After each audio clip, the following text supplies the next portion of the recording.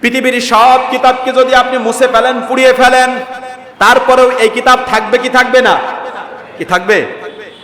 এই জন্য আমাদের মুসলমানদের কলিজায় আঘাত করেছে, মুসলমানদের কোরআন অবমাননা করেছে। কোরআন অবমাননা করা মানে স্বয়ং আল্লাহ তাআলাকে অবমাননা করা, ঠিক কিনা বলেন? প্রিয় ভাইরা, বাইতুল মাকদাস এটা কাদের ঘর বলেন তো সবাই? আল্লাহর ঘর। এটা আমাদের মুসলমানদের ঘর, ঠিক কিনা? এটা মুসলমানদের প্রথম কিবলা। ইসরায়েল বাহিনী তারা বলছে বাইতুল মাকদাস এখন আমাদের। এখন আমাদের আরব কান্ট্রিগুলো বলছে কি জন্য বাইতুল মাকদাস ইসরায়েল হবে, এটা তো আমাদের ঘর। তারা অবাক হয়েছে, তারা এটা মেনে নিতে চাচ্ছে না। এতদিন কোথায় ছিলে তোমরা? ফিলিস্তিনে হামলা করলো, গাজার মুসলমানদেরকে মারলো। তোমরা মুসলিম কান্ট্রিগুলো ঐক্যবদ্ধভাবে যদি তোমরা যুদ্ধ ঘোষণা করতে যে যতক্ষণ পর্যন্ত ইসরায়েল তার সৈন্য প্রত্যাহার না করবে আমরা ইসরায়েলের বিরুদ্ধে ব্যবসা বাণিজ্য বন্ধ করে দিলাম এবং যুদ্ধ ঘোষণা করলাম, ইসরায়েলকে যুদ্ধ করতে পারতো? কে কথা বলেন পারতো? এই যে আমার কাছে আজকে দোয়া চেয়েছে ইলিয়াস কাঞ্চন, কি আপনারা কি নাম জানেন ইলিয়াস কাঞ্চন? হ্যাঁ, এক সময়ের চলচ্চিত্র অভিনেতা ছিলেন, তাই না?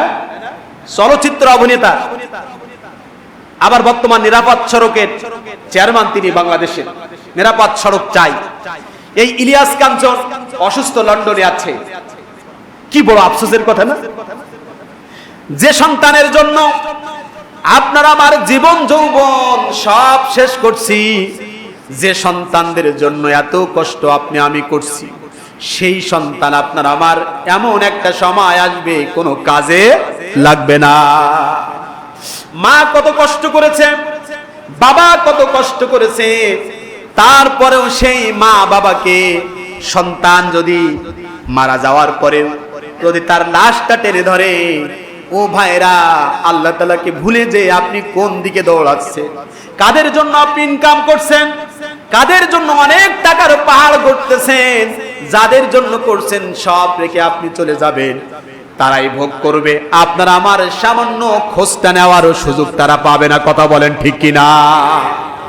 আসসালামু আলাইকুম ওয়া রাহমাতুল্লাহি ওয়া বারাকাতুহু। আলহামদুলিল্লাহি রাব্বিল আলামিন ওয়াল আকিবাতু লিল মুত্তাকিন। আউযু বিল্লাহি মিনাশ শাইতানির রাজীম। বিসমিল্লাহির রহমানির রহিম।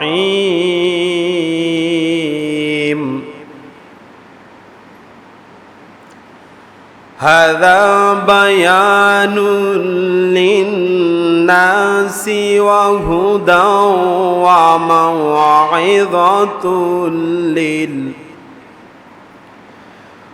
وهدى وموعظة للمتقين. قال رسول الله صلى الله عليه وسلم: خيركم من تعلم القرآن وعلمه. إن الله وملائكته يصلون على النبي يا أيها الذين آمنوا صلوا عليه وسلموا تسليما. اللهم صل على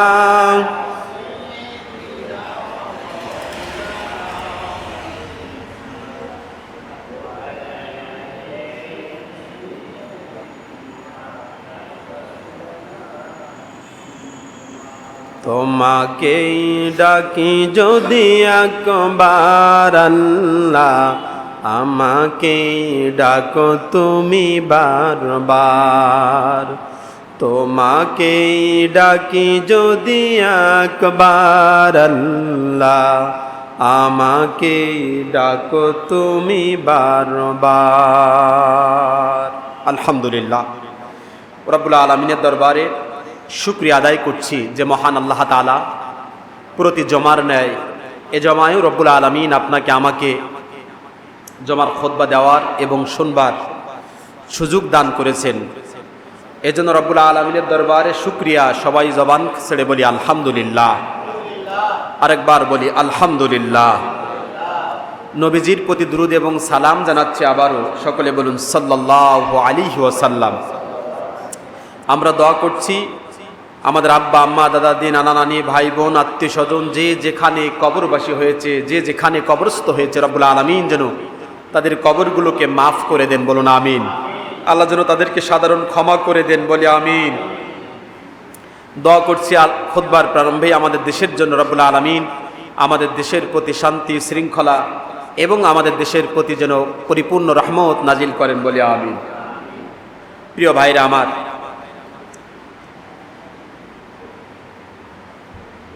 রব্বুল আলামিন কত দয়া করে মায়া করে আপনাকে আমাকে এই যে সময় মতো মসজিদে আসার সুযোগ করে দিয়েছেন।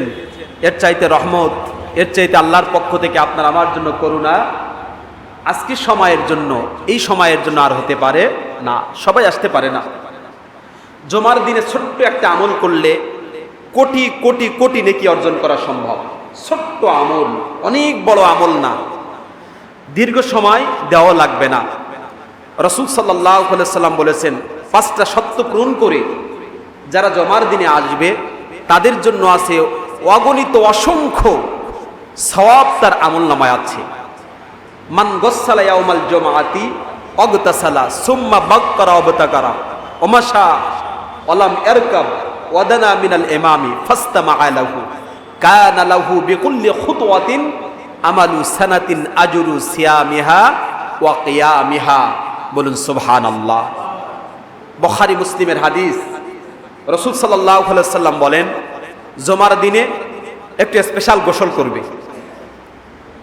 সকাল সকাল তাড়াতাড়ি মসজিদে আসবে, যত দ্রুত আসা সম্ভব। আজানের সাথে সাথে মসজিদে ঢুকে পড়বে, আজানের আগেই ঢুকবে, পায়ে হেঁটে আসবে মসজিদে।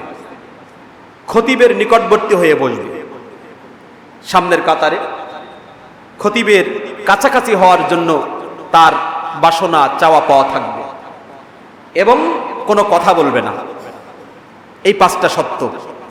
এটা কি খুব কঠিন কাজ? এই 5টা সত্য পূরণ করা? কোনো টাকা পয়সা খরচ হবে? কিছুই হবে না। ছোট্ট আমল, একেবারে সহজ। গোসল করে আসবো, তাড়াতাড়ি আসবো, পায়ে হেঁটে আসবো, খতিবের নিকটবর্তী হব এবং কোনো কথা বলবো না। রাসূল বলেন, কানা লাহু বিকুল্লি খুতওয়াতিন আমালু সানাতিন আজরু সিয়ামিহা ওয়া কিয়ামিহা। আপনি যে বাড়ির থেকে রওনা দিয়েছেন, যেখান থেকে রওনা দিয়েছেন মসজিদে আসার জন্য, প্রতিটা কদমে 1 বছরের নফল নামাজ, 1 বছরের নফল রোজার সওয়াব তার আমলনামায় লিখে দেওয়া হবে। আরেকটু জোরে বলেন সুবহানাল্লাহ। এই ছোট্ট আমলের মাধ্যমে কোটি কোটি কোটি কোটি নেকি অর্জন করা কি সম্ভব না? প্রতিটা কদমে 1 বছরের নফল নামাজ, 1 বছরের নফল রোজা। যদি 500 কদম হয়, 500 বছরের নফল নামাজ, 500 বছরের নফল রোজা। সুবহানাল্লাহ। কোটি কোটি নেকি অর্জন করা সম্ভব এই ছোট্ট আমলের মাধ্যমে। অথচ আমরা এই ছোট্ট আমলটা মুসলমানরা আমরা করি না। আমরা হেলায় খেলায় জমার দিন শুধুমাত্র 2 রাকাত নামাজ আদায় করার জন্য 5 মিনিট আগে, 10 মিনিট আগে আমরা মসজিদে আসি। এই জন্য এই ছোট্ট আমলটা আমরা সকলে করার চেষ্টা করব। কি রাজি আছেন? রব্বুল আলামিন যেন আমাদের সকলকে প্রতি জমায় এই আমলটা করে কোটি কোটি নেকি অর্জন করার তৌফিক দান করেন, বলুন আমিন। প্রিয় ভাইরা আমার, আমার হাতে এটা কি কিতাব সবাই বলেন তো? সবাই জোরে বলতে হবে, কি কিতাব? কুরআনুল কারীম। এটা কার কিতাব? আল্লাহ তাআলার কিতাব। আল্লাহ তাআলার পক্ষ থেকে এটা নাজিল হয়েছে কার উপরে? আমাদের নবীজির উপরে, আমাদের রাসূলের উপরে, মুহাম্মদুর রাসূলুল্লাহ সাল্লাল্লাহু আলাইহি ওয়াসাল্লাম। রব্বুল আলামিন বলেন, তানজিলুম মির রাব্বিল আলামিন। এই কিতাব আমি নাজিল করেছি, আমার পক্ষ থেকে এই কিতাব নাজিল করা হয়েছে। নাযালা বিহির রুহুল আমিন, জিবরিল আমিনের মাধ্যমে এটা নাজিল হয়েছে। বিলিসানিন আরাবিম মুবিন, এটা আরবি ভাষায় নাজিল করা হয়েছে।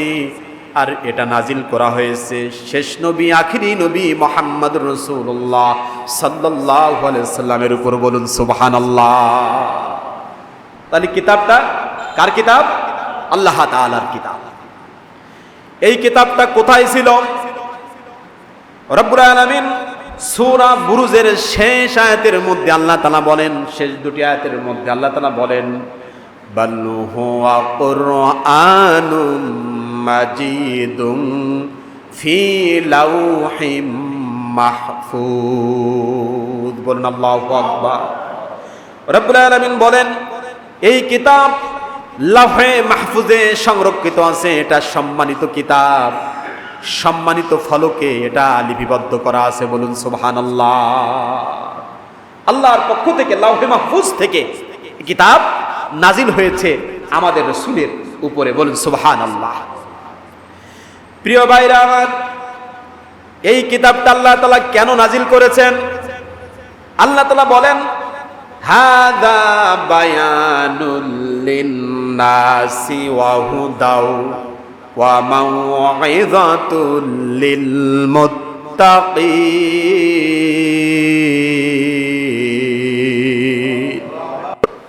সূরা আল ইমরানের মধ্যে আছে, আল্লাহ তাআলা বলেন, এটা মানুষের হেদায়েতের জন্য, এটা মানুষের পথ নির্দেশিকা, সে কিভাবে চলবে, জন্ম থেকে মৃত্যু পর্যন্ত একজন মানুষ কিভাবে চলবে, মানুষের হেদায়েতের জন্য রব্বুল আলামিন এই কিতাবটা আপনার আমার জন্য, গোটা পৃথিবীর মানুষের জন্য আল্লাহ তাআলা নাজিল করেছেন। বলুন সুবহানাল্লাহ। আমাদের হেদায়েতের জন্য আল্লাহ তাআলা এই কিতাবটা দিয়েছেন। এই কিতাবটা শুধু মুসলমানদের জন্য নয়, এই কিতাবটা গোটা পৃথিবীর মানুষের জন্য, কিয়ামত পর্যন্ত যত মানুষ আসবে সকলের জন্য এটা গাইডলাইন, হেদায়েতের কিতাব, পথ নির্দেশিকা। পরিবার, সমাজ, রাষ্ট্র, গোটা পৃথিবীতে সে কিভাবে চলবে, সব সমস্যার সমাধান এই কিতাবের মধ্যে আছে না নাই? আছে। এই কিতাব সব বিষয়ের সমাধান এই কিতাব দিবে।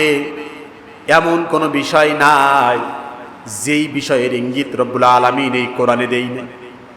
আল্লাহ তাআলা বলেন, ওয়া নাযালনা আলাইকাল কিতাবা তিবয়ানাল লিকুল্লি শাই। আল্লাহ তাআলা বলেন, তিবয়ান করে এই কিতাবের মধ্যে সব কিছু আমি তোমাদের জন্য বলে দিয়েছি। বলুন সুবহানাল্লাহ। এই কিতাব কখনো পরিবর্তন করা যাবে? এই কিতাব পরিবর্তন করা যাবে না। লা মুবাদদিলা লিকালিমাতিহি। এই কালিমা, এই কিতাব কখনো পরিবর্তন হবে না। সুবহানাল্লাহ বলেন। এমন কিতাব আমরা পেয়েছি। প্রিয় ভাইরা আমার, পূর্ববর্তী যে তিনটা বড় কিতাব ছিল, তাওরাত, জাব্বুর, ইনজিল, এটা সেই সময়কার মানুষের জন্য। আর রব্বুল আলামিন এই কোরআনুল কারীমটাকে একটা জনপদের জন্য পাঠান নাই, শুধু মক্কাবাসীদের জন্য না, মদিনাবাসীদের জন্য না, কোন একটা গোত্রের জন্য না, কোন একটা অংশের জন্য না, এটা গোটা পৃথিবীর মানুষের জন্য। কিয়ামত পর্যন্ত যত মানুষ আসবে সব মানুষের জন্য, সব জনপদের জন্য এই কোরআনুল কারীম আল্লাহ তাআলা গাইডলাইন হিসেবে দিয়েছেন। বলুন সুবহানাল্লাহ। এর ভিতরে সব বক্তব্য কার? বলেন সবাই, আল্লাহ তাআলা। কার বক্তব্য? সব কথা আল্লাহ তাআলার। এটার ব্যাপারে কোনো সন্দেহ আছে? কোনো সন্দেহ নাই। এই কিতাবের মধ্যে কোনো ভুল আছে? হ্যাঁ, আছে ভুল? আজ পর্যন্ত কেউ ভুল ধরতে পারে নাই। আল্লাহ তাআলা কিতাবের শুরুতেই, সূচনাতেই কিতাবের ব্যাপারে ক্লিয়ার করে দিলেন, যালিকাল কিতাবু লা রাইবা ফি। এই কিতাব, ওই গ্রন্থের মধ্যে, কিতাবের মধ্যে কোনো ভুল নাই, কোনো সন্দেহ করার কোনো সুযোগ নাই। সুবহানাল্লাহ বলে। শুধু তাই নয়, এরকম একটা কিতাব আর পৃথিবীতে কেউ রচনা করতে পারবে? আল্লাহ তাআলা চ্যালেঞ্জ করেছেন, তোমরা দুনিয়ার সব মানুষেরা, সব জিনেরা মিলে অনুরূপ একটা কিতাব রচনা করে আনো, তোমরা কখনো পারবা না। সবাই যদি সহযোগিতা করে অনুরূপ একটি কিতাব তোমরা রচনা করতে পারবে না। বলুন সুবহানাল্লাহ। আল্লাহ তাআলা শুধু কিতাবের কথা বলেন নাই, আল্লাহ তাআলা বলেন ওয়া ইন কুনতুম ফি রাইবিম মিম্মা নাযালনা আলা আবদিনা ফাতু বিসূরাতিন মিন মিথলিহি ওয়াদউ শুহাদাআকুম মিন দুনিল্লাহ। আল্লাহ তাআলা বলেন আমার নবীর প্রতি যে কিতাব নাজিল করেছি এটার ব্যাপারে যদি তোমাদের কোনো সংশয় হয় তাহলে অনুরূপ একটা সূরা তোমরা রচনা করে দেখাও। পারবে কেউ? কেউ পারবে না। আল্লাহ চ্যালেঞ্জ করে দিয়েছে। তাহলে এই কিতাবের মধ্যে কোনো ভুল নাই, কোনো সন্দেহ নাই। এই কিতাব কেউ পরিবর্তন করতেও কি পারবে? পারবে না। এই কিতাবের সম্মান মর্যাদা আছে না নাই? আছে। ইন্নাহু লা ইয়ামাসসুহু ইল্লাল মুতাহহারুন। এই কিতাব অপবিত্র অবস্থায় তোমরা স্পর্শ করতে পারবে না। এই কিতাব স্পর্শ করতে গেলে, এই কিতাব পড়তে গেলে তোমাদেরকে অবশ্যই বড় পবিত্র হতে হবে, ঠিক কিনা? তাহলে এই কিতাবের মর্যাদা সম্মান আছে না নাই? আছে। প্রিয় ভাইরা আমার, এই কিতাবের সম্মান কত, মর্যাদা কত? قال رسول الله صلى الله عليه وسلم خيركم من تعلم القرآن وعلمه। রাসূল বলেন তোমাদের মধ্যে ওই ব্যক্তি সবচাইতে সর্বোত্তম ব্যক্তি, সবচাইতে বড় সম্মানিত যে কোরআন নিজে শেখে এবং অন্য অন্যজনকে শেখায়। এই মানুষগুলো সবচাইতে সর্বোত্তম ব্যক্তি। অন্য হাদিসের মধ্যে রাসূল বলেন ইকরাউল কুরআন ফাইন্নাহু ইয়াতি ইয়াউমাল কিয়ামাতি শাফিআন লিআসহাবিহি। তোমরা এই কিতাব পড়ো, এই কিতাব তেলাওয়াত করো। এই কিতাব কিয়ামতের ময়দানে বান্দার জন্য, যারা পড়বে তাদের জন্য কিয়ামতের ময়দানে সুপারিশ করবে। এই কিতাব কি করবে? সুপারিশ করবে আপনার আমার জন্য। আল্লাহ রাসূল বলেন মান ক্বারা হারফান মিন কিতাবিল্লাহ ফালাহু হাসানাতুন ওয়াল হাসানাতু বিআশরি আমসালিহা। যে এই কিতাবের একটা হরফ উচ্চারণ করবে, আলিফ লাম মিম, একটা হরফ যে উচ্চারণ করবে, প্রতিটা হরফের বিনিময়ে তার আমলনামায় 10 নেকি লেখা হবে। আর একটু জোরে বলেন সুবহানাল্লাহ। পৃথিবীর মধ্যে অন্য কোনো বই নাই, অন্য কোনো কিতাব নাই। আপনি যত হাদিস পড়েন না কেন, প্রতিটা হরফের বিনিময়ে 10টা নেকি লেখা হবে, এমন কথা কোথাও বলা হয় না। শুধুমাত্র আল্লাহর এই কালামের সম্মানে, মর্যাদায় আপনি একটা হরফ পড়বেন, একটা হরফের বিনিময়ে 10টা নেকি আপনার আমলনামায় লিখে দেওয়া হবে। এই কিতাব যারা ধারক বাহক, যারা পড়বে, তেলাওয়াত করবে, লালন করবে, পালন করবে, তাদের সম্মান মর্যাদা আছে না নাই? কি আছে? তাদের সম্মান আল্লাহ তাআলার কাছে আছে। পৃথিবীর সব কিতাবকে যদি আপনি মুছে ফেলেন, পুড়িয়ে ফেলেন, তারপরেও এই কিতাব থাকবে কি থাকবে না? কি থাকবে? পৃথিবীর সব কিতাব যদি, আল্লাহর কোরআন যদি আপনি পুড়িয়ে ছাই বানিয়ে দেন, তবু এই কিতাব থাকবে। আমাদের বাংলাদেশে 4 কোটির মতো হাফেজ বাংলাদেশে আছে, সুবহানাল্লাহ বলেন। তাদের কলবে, হৃদয়ে ধারণ করা আছে কোরআনুল কারীম, বলেন আল্লাহু আকবার। এমন হাফেজুল কোরআন আমাদের দেশে আছে, হুবহু এইরকম কোরআনুল কারীম যেমনই আল্লাহ তাআলা নাজিল করেছেন, হুবহু দাড়ি, সেমিকলন, ফুল স্টপ যা আছে হুবহু ওইভাবে করে রচনা করে দিতে পারে, এমন হাফেজ আছে না? না। আর যদি আপনি মুছে ফেলতে চান, এর সংরক্ষণ করবেন কে? আল্লাহ তাআলা। বলেন কে? কে সংরক্ষণ করবেন? আল্লাহ তাআলা এটা হেফাজত করবেন। আল্লাহ তাআলা বলেন ইন্না নাহনু নাযালনা আলাইহি যিকরা ওয়া ইন্না লাহু লাহাফিজুন। বল আল্লাহু আকবার। সূরা হিজর 9 নম্বর আয়াত। এই কিতাব আমি নাজিল করেছি, এই কিতাবের হেফাজতের দায়িত্ব, রক্ষা করার দায়িত্ব আমি আল্লাহ তাআলা আমার হাতে আছে, সুবহানাল্লাহ বলেন। আমার দায়িত্ব এটা রক্ষা করার দায়িত্ব। আল্লাহ তাআলা এটা রক্ষা করবেন। যদি কেউ এটা পরিবর্তন করতে চায়, যদি কেউ এটা বাতিল করতে চায়, এর কোনো বিধান, নিয়ম নীতি রদবদল করতে চায়, তাহলে এটা রক্ষা করবেন কে? আল্লাহ তাআলা রক্ষা করবেন। আল্লাহ তাআলা নিজ হাতে, নিজ কুদরতি হাতে এটার হেফাজতের দায়িত্ব নিজে উঠিয়ে নিয়েছে। প্রিয় ভাইরা আমার, এই কোরআন মুসলমানদের কলিজা। আমরা যে মুসলমান, আমাদের পরিচয় হলো কোরআনুল কারীম। কোরআন যদি না থাকতো, আমাদের মর্যাদা, আমাদের পরিচয় কি মুসলমান থাকতো? কি বলেন? এই কোরআনুল কারীমের জন্য আমাদের পরিচয়, আমরা মুসলিম, আমরা মুমিন, আমরা মুত্তাকি। আমার এই ধর্মগ্রন্থ নিয়ে যদি কেউ ব্যঙ্গ করে, কেউ খাটো করে, কেউ রদ বদল করতে চায়, তাহলে কোনো ইমানদার মুসলমান বসে থাকতে পারে? কি কথা বলেন? থাকতে পারে? থাকতে পারে না। কোরআনের বিরুদ্ধে কথা বলা হবে, কোরআনের আইন রদবদল কথা হবে, আপনার সামনে কোরআন ছিন্ন বিচ্ছিন্ন করা হবে অপমানের দৃষ্টিতে, অপমান করার জন্য, কোরআনকে খাটো করার জন্য। তাহলে আপনার হৃদয়ে যদি একটু ব্যথা না লাগে, তাহলে কি আপনি আমি মুসলমান? কি কথা বলেন? আমরা মুসলমান থাকবো? এরকম একটা হৃদয় বিদারক ঘটনা ঘটে গেছে আমাদের দেশে। নর্থ সাউথ ইউনিভার্সিটিতে এক কুলাঙ্গার, তার নাম অপূর্ব পাল, সে এই কোরআনুল কারীমটাকে হাতে নিয়েছে, পৃষ্ঠাগুলো টুকরা টুকরা করেছে, ছিঁড়েছে। ছেঁড়ার পরে ওই পাতার উপরে সে জুতা পায়ে দিয়ে হেঁটেছে। জুতা পায়ে দিয়ে হেঁটে সেইটা আবার ভিডিও করে সোশ্যাল মিডিয়ায় ছেড়ে দিয়েছে। বলেন, এই কাজটা মনে হয় ভালো করেছে? কি কথা বলেন? এই যে কথাটা আমি আপনাদের সামনে বলছি, যখনই আমার মুখ থেকে বের হচ্ছে, আমার জন্য অন্তরটা একটু কেঁপে উঠেছে, হৃদয়টা একটু নরম হয়ে গেছে, চোখটা একটু ভিজে যাওয়ার উপক্রম হচ্ছে। যে এত বড় কঠিন কাজ করলো, কত বড় মর্মান্তিক কাজ করলো, কোরআনুল কারীমটা হাতে নিল, পৃষ্ঠাগুলো ছিঁড়লো, ছেঁড়ার পরে জুতা পায়ে দিয়ে সেটার উপরে হেঁটেছে।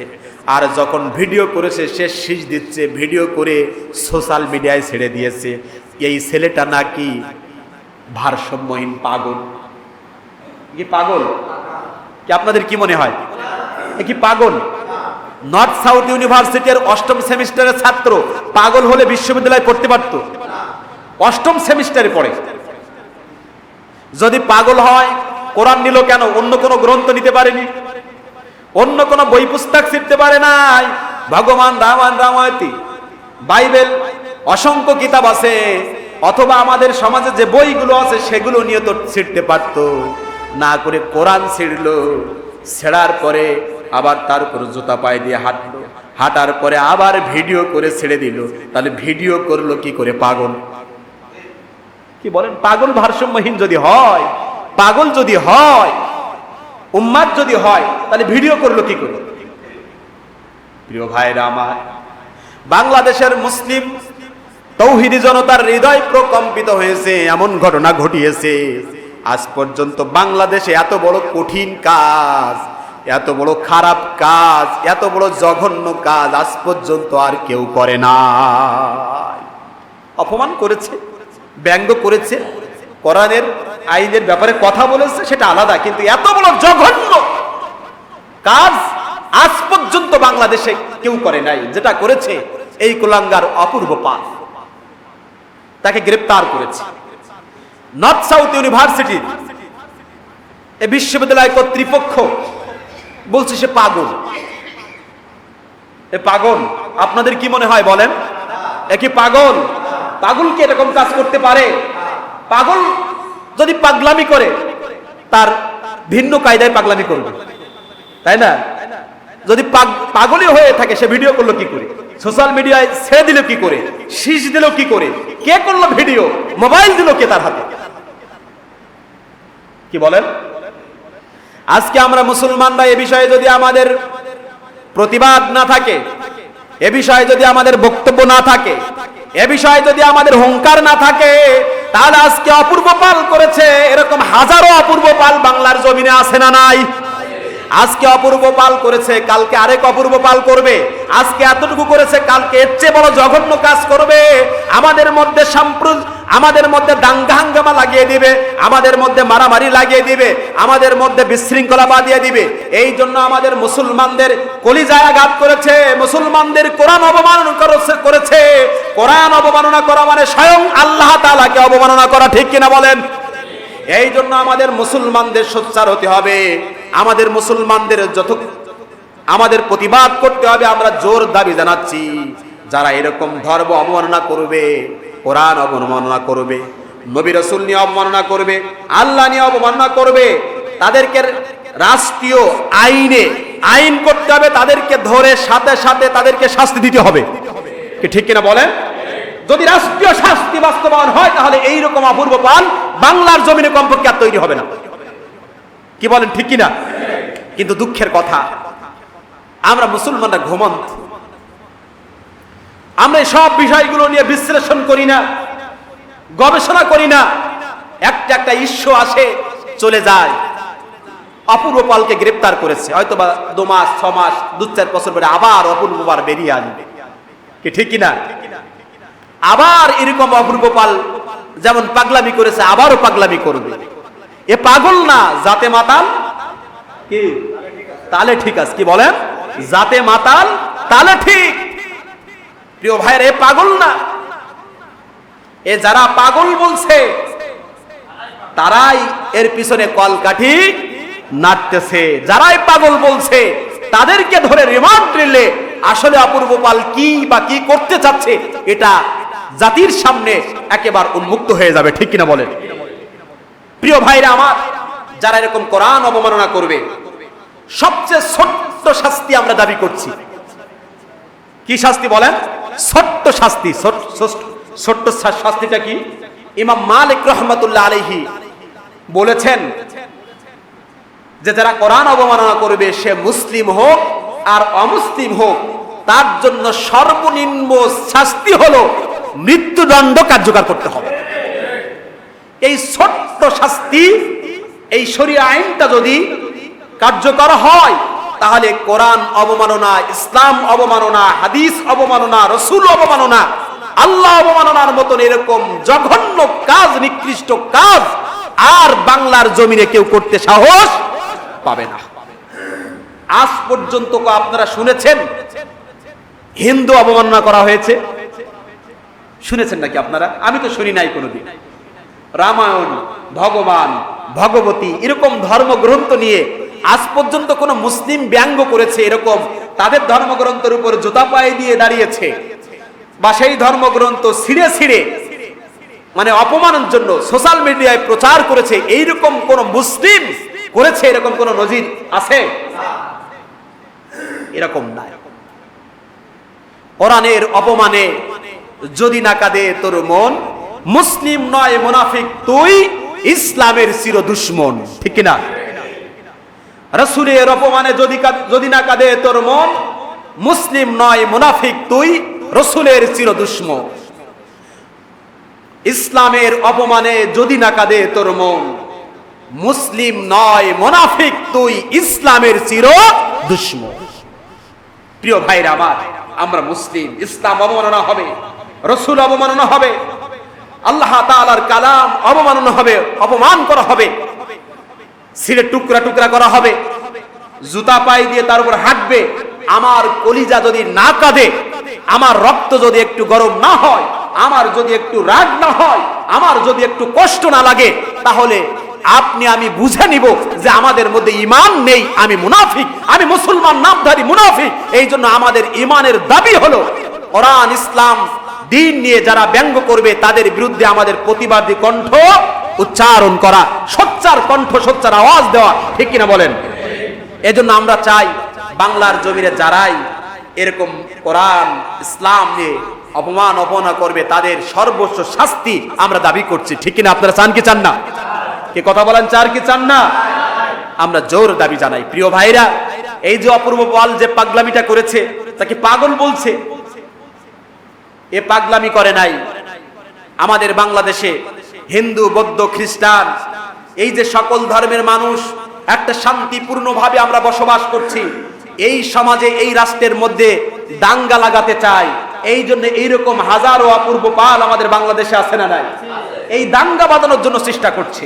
আমি এর আগেও আপনাদেরকে বলেছি, যারা ইসলামের দুশমন তাদের কোনো দল নাই। কি বলেন? বলেন বলেন, তাদের কোনো দল নাই, তারা দল সাজে। যখন যারা ক্ষমতায় আসে তাদের তারা হয়ে যায়, তাদের টার্গেট ইসলামের ক্ষতি করা, ইসলামের বিরুদ্ধে বলা, ইসলামকে কলঙ্কিত করা, রসুলকে কলঙ্কিত করা, রসুলের দাগ লাগানো, ইসলামের বিরুদ্ধে কথা বলা, তাদের টার্গেট এটাই। যখন যেই দল ক্ষমতায় থাকে যেই দেশে, তখন তারা তাদের হয়ে তারা কাজ করে। এই জন্য ইসলামের শত্রুদের কোনো দল নেই। তারা যখন যে দল আসবে তাদের সাথে মিশে কাজ করতে থাকে। তাদের টার্গেট ইসলামের বিরুদ্ধে কথা বলা, ইসলামের বিরুদ্ধে দাঁড়ানো। এই জন্য আমাদের মুসলমানদেরকে সচেতন হতে হবে। আমাদের সচেতন হওয়ার সময় এসেছে, ঠিক কিনা? এই জন্য বাংলাদেশে যেন কমপক্ষে আর যেন দ্বিতীয় কেউ অপূর্ব পাল তৈরি না হয়, এই জন্য বাংলাদেশের প্রত্যেকটা মসজিদ থেকে, প্রত্যেকটা জায়গা থেকে, প্রতি ইঞ্চি জায়গা থেকে আমাদের মুসলমানদের প্রতিবাদী কণ্ঠ উচ্চারণ করতে হবে। এইরকম অপূর্ব পাল, এই অপূর্ব পাল শুধু নয়, এরকম যত অপূর্ব পাল তৈরি হবে ইসলামের বিরুদ্ধে, কোরআনের বিরুদ্ধে, রসুলের বিরুদ্ধে এরকম অপমাননা করবে, তাদের সর্বনিম্ন শাস্তি মৃত্যুদণ্ড কার্যকর করতেই হবে। তাহলে আর অপূর্ব পাল তৈরি হবে না। প্রিয় ভাইরা আমার, আমরা মুসলিমরা ঘুমন্ত। আজকে গাজার যে অবস্থা, আলহামদুলিল্লাহ বলেন সবাই, সবাই আরো চিৎকার দিয়ে বলেন আলহামদুলিল্লাহ। গাজায় যুদ্ধবিরতি দিয়েছে হামাস এবং ইসরায়েলের সন্ত্রাসী বাহিনী ফিলিস্তিন এবং গাজায় যে হামলা করছিল, আমরা স্যাটেলাইট চ্যানেলের মাধ্যমে যে তথ্য পেয়েছি, তারা যুদ্ধবিরতি ঘোষণা করেছে। বলুন আলহামদুলিল্লাহ। আর একটা আওয়াজ দিয়ে বলেন আলহামদুলিল্লাহ। প্রিয় ভাইরা আমার, গাজায় 2 বছর টানা যুদ্ধ চলতেছিল। হাজার হাজার নারী, শিশু, পুরুষ শহীদ করে দিয়েছে ইসরায়েলি সন্ত্রাসী বাহিনীরা। 3টা শর্তের মাধ্যমে, আপাতত যেটা আমরা জানতে পেরেছি, 3টা শর্তের মাধ্যমে গাজায় যুদ্ধবিরতি ঘোষণা করেছে। গাজার মুসলমানেরা তারা আনন্দে সেজদায় পড়ে গেছে। বলেন আলহামদুলিল্লাহ। নারী শিশুরা এত আনন্দিত, উল্লাসিত, না দেখলে আসলে উপলব্ধি করা যায় না তারা কত খুশি হয়েছে। তারা যেন নতুন কিছু পেয়ে গেছে। আলহামদুলিল্লাহ। এটাই, তাদের ঘর ছিল না, বাড়ি ছিল না। গত রাতটা তারা একেবারে নির্ভয়ে, নির্বিঘ্নে তারা যেন আরামে ঘুমিয়েছে। আর এই 2 বছরের মধ্যে তারা ঘুমাতে পারে নাই। তাদের বাড়ি ছিল না, ঘর ছিল না, খাবার ছিল না। তারা আনন্দ মিছিল করছে, তারা সেজদায় পড়ে গেছে। রব্বুল আলামিনের কাছে আমরা দোয়া করি, এই যুদ্ধবিরতির মাধ্যমে আর যেন যুদ্ধ গাজার সাথে ইসরায়েলের না বাদে, চিরতরে যেন ইসরায়েলকে রব্বুল আলামিন যেন ধ্বংস করে দেন। বলুন আমিন। ইসরায়েলও ধ্বংসের পথে, আল্লাহ তাআলা যেন আরো ধ্বংস করে দেন। বলুন আমিন। 3টা সত্যের মাধ্যমে তারা যুদ্ধবিরতি ঘোষণা করেছে।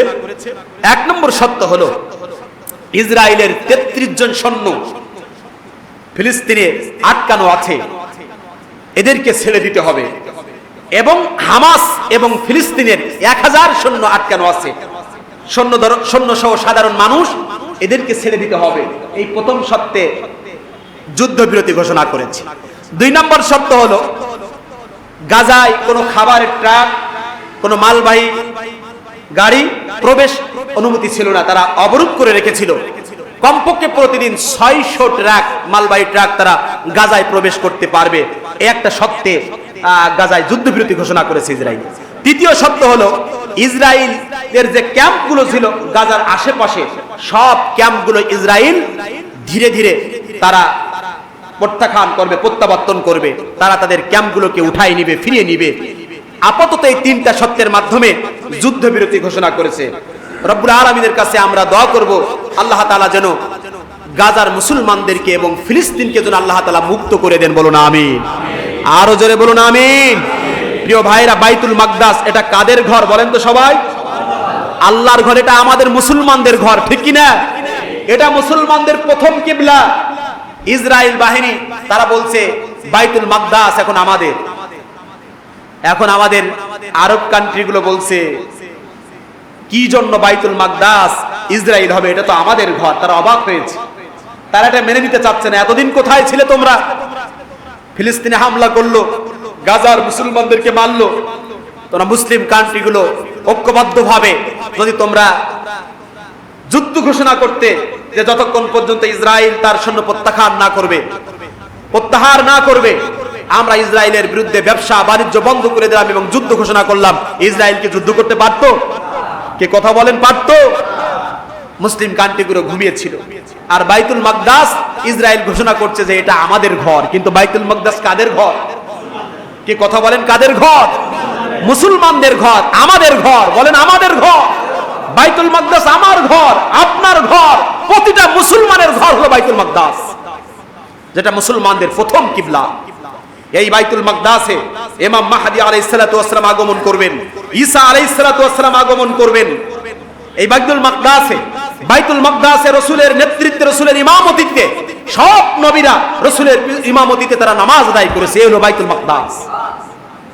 সেই বাইতুল মাকদাস ইসরায়েলরা দখল করে নিয়েছে। আমরা দোয়া করি রব্বুল আলামিন ফিলিস্তিনদেরকে যেন বিজয় দান করেন, বলুন আমিন। কি এই গাজার মুসলমানদের থেকে আমাদের শিক্ষা নেওয়ার দরকার আছে না? কি কথা বলেন? গাজার মুসলমানরা তারা কি ইসরায়েলি বাহিনীর কাছে হাত মিলিয়েছে? হাত মিলিয়েছে? তারা কি পরাজয় বরণ করেছে? তারা কি স্যালেন্ডার করেছে? কারোর শিশু হারিয়েছে, মা হারিয়েছে, স্বামী হারিয়েছে, বাবা হারিয়েছে, স্ত্রী হারিয়েছে, আত্মীয় স্বজন হারিয়েছে, সব হারিয়েছে, তারপরেও তারা যুদ্ধ চালিয়ে গিয়েছে। আলহামদুলিল্লাহ বলেন। এটাই মুসলমানদের টার্গেট। আর এই যুদ্ধ মুসলমানদের সর্বশেষ কবর পর্যন্ত, ঠিক কিনা? মুসলমানরা যুদ্ধ করতে করতে চলে যাবে কোথায়? জান্নাতে। কি কোথায় বলেন? যুদ্ধ করতে করতে, সংগ্রাম করতে করতে মুসলমান চলে যাবে জান্নাতে, কাফিররা চলে যাবে জাহান্নামে। এজন্য মুসলমানদের ঠিকানা জান্নাত, ঠিক কিনা? কাফিরদের ঠিকানা জাহান্নাম। এই জন্য আমরা মুসলমানরা সংগ্রামী, মুসলমানরা ঈমানের চেতনায় উদ্বুদ্ধ হয়ে সামনে এগিয়ে যাবে, সে কারোর কাছে মাথা নত করবে না। গাজা এবং ফিলিস্তিনেরা তারা কারোর কাছে মাথা নত করেননি। এজন্য তারা আস্তে আস্তে জয় তাদের ধরা দিচ্ছে, ঠিক কিনা? রব্বুল আলামিন এক সময় গাজা ফিলিস্তিন অবশ্যই স্বাধীন হবেই হবে ইনশাআল্লাহ, ঠিক কিনা? স্বাধীন রাষ্ট্র ছিল ফিলিস্তিন, সেই ফিলিস্তিনকে তারা দখল করে নিয়েছিল। আজ হোক কাল হোক ইসরায়েল নিশ্চিহ্ন হবে, ফিলিস্তিন মুক্তি পাবে, ঠিক কিনা?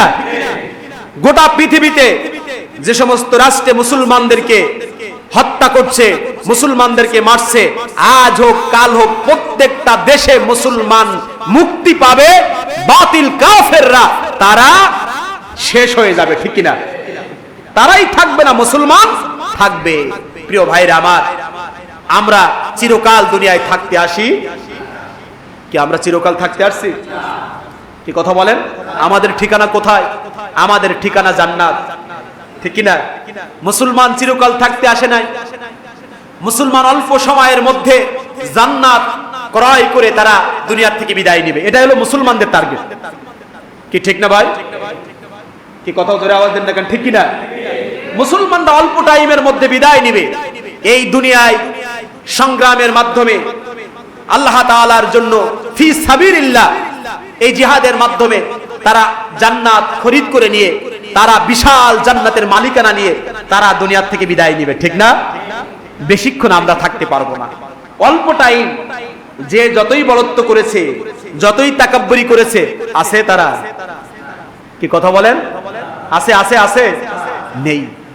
এই যে আমার কাছে আজকে দোয়া চেয়েছে ইলিয়াস কাঞ্চন, কি আপনারা কি নাম জানেন? ইলিয়াস কাঞ্চন, হ্যাঁ, এক সময়ের চলচ্চিত্র অভিনেতা ছিলেন, তাই না?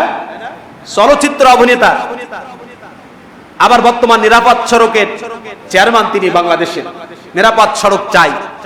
এই ইলিয়াস কাঞ্চন অসুস্থ, লন্ডনে আছে, চিকিৎসা নিচ্ছে লন্ডনে। 6 মাস ধরে অসুস্থ, ব্রেন টিউমার। সে এখন কথা বলতে পারছে না। তার ছেলে বলছে, আমার আব্বা কথা বলতে পারে না, কিছু বললে মাথা নাড়ে, শুধু কথা বলতে ডাক্তার নিষেধ করেছে, সুস্থ হতে সময় লাগবে। দেখেন, চলচ্চিত্র অভিনেতা তিনি বাংলাদেশের নতুন রাজনীতির একটা দলও গঠন করেছে। হ্যাঁ, আজকে কোথায় দেখেন, অসহায়। এই জন্য যতই তাকাব্বুরি করেন, যতই বলত্ব করেন, আপনি আমি দিন শেষে অসহায়, দুর্বল। কি কথা বলেন, ঠিক কিনা? যতই ক্ষমতার তাকাব্বুরি করেন, ক্ষমতার বলত্ব দেখান, অর্থের বলত্ব দেখান, যাই কিছু করেন না কেন, দিন শেষে আপনি আমি দুর্বল। কি জোরে বলেন? কি? দিন শেষে আপনি আমি দুর্বল। দিন শেষে আপনাকে আমাকে অসহায়ত্ব হতেই হবে, আজ হোক কাল হোক। আজকে ইলিয়াস কাঞ্চন অসহায়। আমাদের বাংলাদেশের বাগা রাজনীতিবিদ তোফায়েল আহমেদ অসহায়, কি বড় অসহায়, তুই চল লেগে গেছে, কথা বলতে পারছে না, কি অসহায়ত্ব এখন। বড় বড় রাজনীতিবিদ যাদের সিকিউরিটি গার্ড ছিল কত, পুলিশ প্রটোকল, র্যাব, সেনাবাহিনী, ডিজিএফ, যেখানে যাবে তাদেরকে প্রটোকল দিকে নিয়ে যেতে যাবে, শতাধিক গাড়ি তার পিছনে থাকবে, নেতা কর্মীরা থাকবে। সে যখন আসবে রাস্তা ক্লিয়ার করতে হবে, শিক্ষামন্ত্রী যাচ্ছে, তোফায়েল আহমেদ যাচ্ছে, স্বরাষ্ট্রমন্ত্রী যাচ্ছে, আজকে তারা কত বড় অসহায়, কি ঠিক কিনা বলেন? আমাদের দিন শেষে আমরা দুর্বল। চাবিকাঠি কার কাছে? কি জোরে বলেন, কার কাছে? রব্বুল আলামিন চাবিকাঠি হাতে রেখে দিয়েছে, তুমি যাবা কোথায়? অহংকার করছো, করো। তাকাব্বুরি করছো, করো। বলত্ব করছো, করো। জুলুম করছো, করো। তুমি যাই করো না কেন, দিন শেষে তোমার রশি আমার হাতে, তুমি কোথাও যেতে পারবে, ঠিক কিনা বলেন? আমরা ছোটবেলায় ঘূর্ণি উড়িয়েছি না?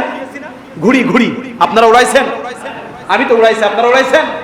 এই যে ঘুড়ি আমরা ছাড়ি, রশি থাকে কার কাছে? আমার কাছে। যে উড়ায় তার কাছে থাকে। ঘুড়ি অনেক দূর উড়ে চলে যায়, ওই ঘুড়ি ছিঁড়ে যাওয়ার সম্ভাবনা আছে না নাই? কে কথা বললেন না?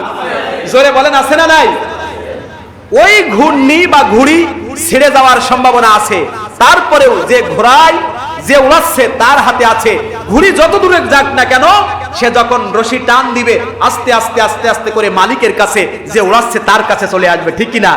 কিন্তু এই ঘুড়ি ছিঁড়ে যাওয়ার সম্ভাবনা আছে, কিন্তু আপনার আমার চাবিকাঠি তা যার হাতে, সেই রশি ছিঁড়ে যাওয়ার কোনো সম্ভাবনা কি আছে? জোরে বলেন, আছে? বিন্দু পরিমাণও নাই, বিন্দু পরিমাণ সংশয় করার সুযোগ নাই, এই দড়ি কোনোদিন ছিঁড়বে না। এমন মহান সত্তার কাছে আপনার আমার রশি লাগানো আছে। প্রিয় ভাইরা আমার, এই জন্য দিন শেষে আপনি আমি কি বলেন, অসহায়। এই জন্য অহংকার করে, তাকাব্বুরি করে এদিকে ওদিকে যাওয়া যাবে? যাওয়া যাবে বলেন? এই জন্য আমরা চলচ্চিত্র ইলিয়াস কাঞ্চনের জন্য আমরা দোয়া করছি, আল্লাহ তাআলা তাকে সুস্থ করে দেখ এবং তিনি হেদায়েতের পথে, ইসলামের পথে, দ্বীনের পথে ফিরে আসুক, আমরা তার জন্য দোয়া করি। বলুন আমিন। আরো জোরে বলুন আমিন। প্রিয় ভাইরা আমার, আমাদের সমাজে এক একটা সময় এক একটা মর্মান্তিক ঘটনা ঘটে যায়, না বললে নয়। নোয়াখালীর কোম্পানিগঞ্জে ঘটে গেছে আরেকটি হৃদয় বিদারক ঘটনা। মা মারা গেছে। কে মারা গেছে বলেন? আজকেই দেখলাম মা মারা গেছে, মায়ের লাশ রাখা আছে, দুই ছেলে মারামারি করছে দেখলাম, সম্পত্তি ভাগাভাগি নিয়ে। 20 ঘন্টা পরে প্রশাসনের মাধ্যমে সমঝোতা হয়ে তারপর দাফন হয়েছে। সম্পত্তি ভাগাভাগি নিয়ে মায়ের লাশটা পর্যন্ত দাফন করতে দিচ্ছে না, নিজের সন্তান, নিজে পেটে বহন করা সন্তান। আপন কাকে বলবেন? আপন কাকে বলবেন? সন্তানকে আপন? এই আওয়াজ জোরে দেন না কেন? আপন সন্তান আপনার আমার কোনো কাজে লাগবে? দিন শেষে আপনি আমি একাই। আল্লাহ তাআলা এটাই বুঝিয়েছেন, তুমি একাই, তুমি একাই গিয়েছো, একাই তোমাকে আমার কাছে ফিরে আসতে হবে। আজকে মা, যে মা সন্তানের জন্য এত কষ্ট করে, কি কষ্ট করেছে মা। আপনি আপনার স্ত্রীর দিকে একটু তাকান। আপনার সন্তান, ছোট্ট বাচ্চা, এই যে আমার তো একটা বাচ্চা আছে, প্রতিটা সেকেন্ড তার পিছনে মা সময় দিচ্ছে, প্রতিটা সেকেন্ড। এত অতিষ্ঠ করে, এতটা চঞ্চল, তার সাথে সব সময় থাকতে হয়। তাহলে আপনার আমার জন্য, আপনার আমার মা এরকম কষ্ট করেছে বলেন? রাত্রে দুধ পান করাচ্ছে, ঘুমাতে পারছে না মা, কি ঠিক কিনা বলেন? 9 মাস, 9.5 মাস পেটে বহন করেছি, খাইতে পারেনি, ঘুমাতে পারেনি, শুতে পারেনি, ঠিক কিনা বলেন? কত কষ্ট করেছে, 2.5 বছর 2 বছর দুধ পান করিয়েছে। এত কষ্ট করার পরে আজকে সন্তানরা সামান্য সম্পত্তির লোভে, 2 সন্তান, সন্তানের হিসাব যথাযথভাবে ভাগ বাটোয়ারা না হওয়া পর্যন্ত মায়ের লাশটা টেনে ধরে রেখেছে। যতক্ষণ পর্যন্ত এটার হিসাব না পাবে ততক্ষণ পর্যন্ত মায়ের লাশ দাফন করতে দেবে না। 2 সন্তান মারামারি করছে, লোকজন ঠেকাচ্ছে।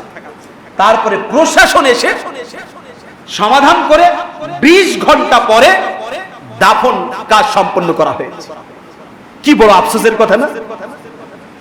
যে সন্তানের জন্য আপনার আমার জীবন যৌবন সব শেষ করছি, যে সন্তানদের জন্য এত কষ্ট আপনি আমি করছি, সেই সন্তান আপনার আমার এমন একটা সময় আসবে কোনো কাজে লাগবে না।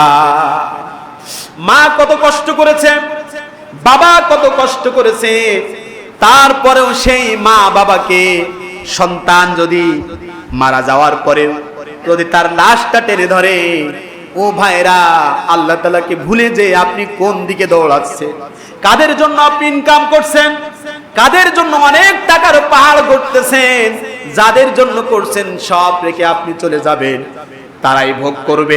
আপনার আমার সামান্য খোঁজটা নেওয়ারও সুযোগ তারা পাবে না। কথা বলেন ঠিক কিনা? আমাদের দেশে এমন ঘটনা ঘটেছে, মা মারা গেছে, হাসপাতালে লাশ, সন্তান ওই লাশটা গ্রহণ করার মতো সময় নাই। বাবা মারা গেছে, সন্তান বিদেশে, সময় নাই। বাবা মারা গেছে, সন্তান বড় ইঞ্জিনিয়ার, তার বাবার লাশ দাফন করুন সময় নাই। এরকম সন্তান আমাদের সমাজে আছে না নাই?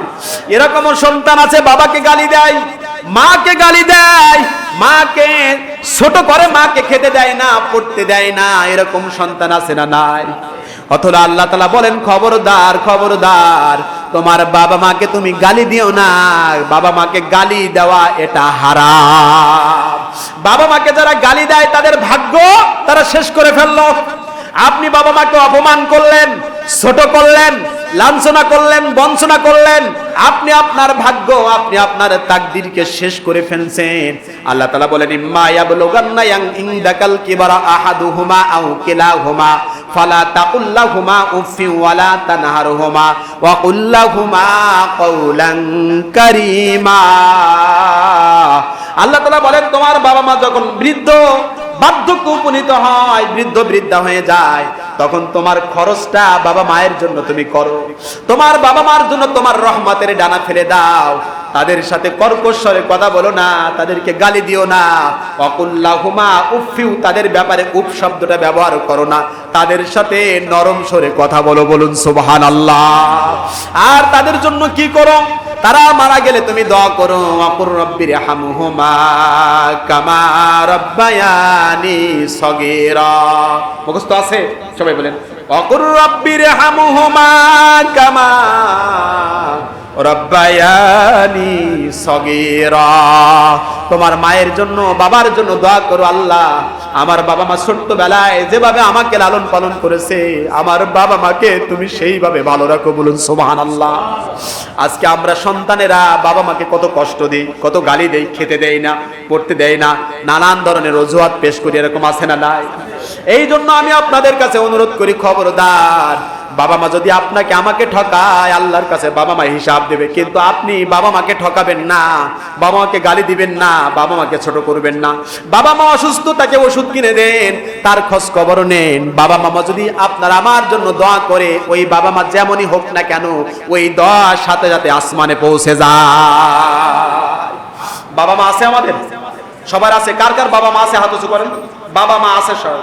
এতগুলো মানুষের আমার বাবা মা আছে। আব্বা আম্মা দুইজন আছে। আব্বা আম্মা নেই কার কার? হাত উঁচু করেন। বাবা মা নেই দুইজন, কারণ নেই। এতগুলো মানুষের বাবা মা নেই, হাত নামা। মা নেই কার? হাত উঁচু করেন। শুধু মা, এই যে একজন আছে, মা নেই। বাবা নেই কার? হাত উঁচু করেন। দেখেন, বাবা মা নেই। বাবা মায়ের কথা কি একটু মনে পড়ে?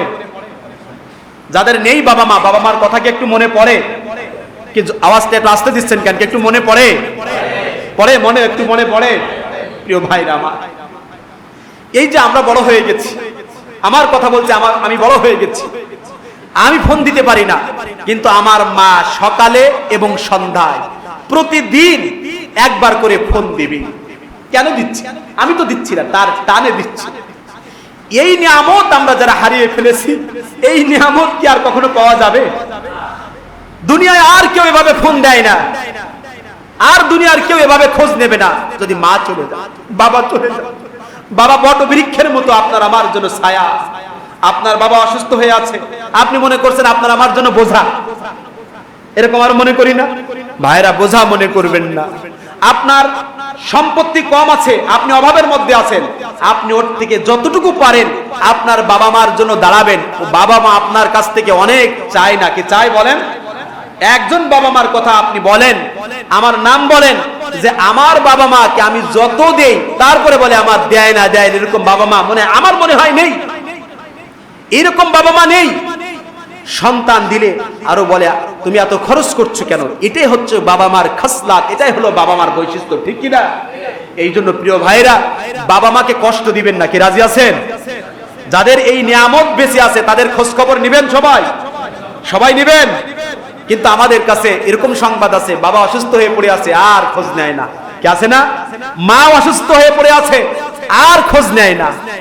ভাইরা, আপনি অসুস্থ হয়ে পড়বেন, আপনার বাবা আপনার জন্য কাঁদবে, আপনার মা আপনার জন্য কাঁদবে, দুনিয়ার সবাই কাঁদলে যে উপকার হবে তার চাইতে হাজার কোটি কোটি উপকার হবে আপনার মা বাবা যদি আপনার জন্য একটু চোখের পানি ছাড়ে, সেই দোয়ার সাথে সাথে আল্লাহর আরশে ধাক্কা মেরে দেয়। এই জন্য এই বাবা মাকে কি কষ্ট দেওয়া যাবে? কি কথা বলেন? হ্যাঁ, কষ্ট দিবেন? প্রিয় ভাইরা, বাবা মাকে কষ্ট দিবেন না। রব্বুল আলামিন যেন বাবা মার খেদমত করার তৌফিক যেন আল্লাহ তাআলা আমাদের দান করেন, বলুন আমিন। ওয়া আখিরি দাওয়ানা আলহামদুলিল্লাহি রাব্বিল আলামিন। সকলে